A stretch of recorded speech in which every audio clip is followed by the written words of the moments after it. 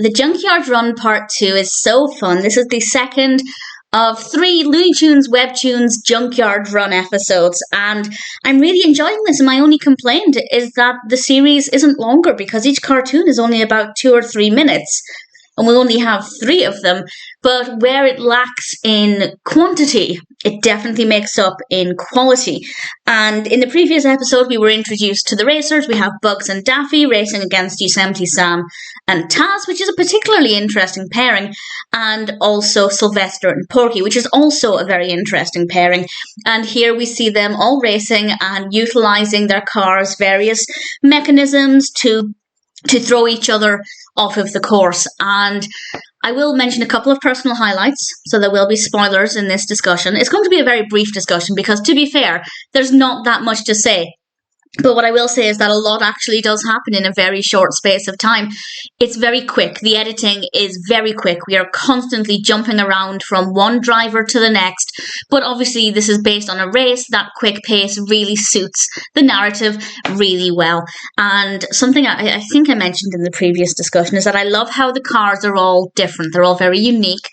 And they each have their own different mechanisms that will potentially get in the way of the other drivers. So I think that worked very well as well.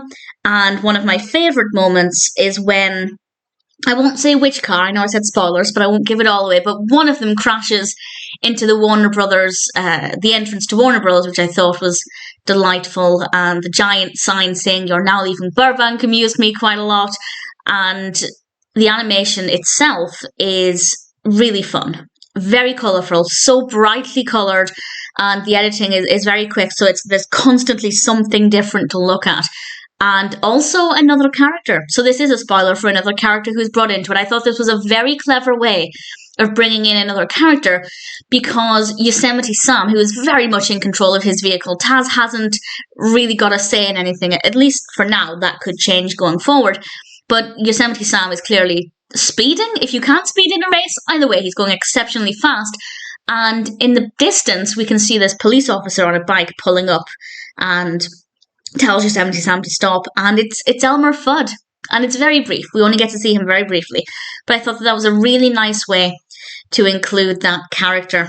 And Daffy Duck looks hilarious on a lot of occasions. He has a lot of issues with his feathers.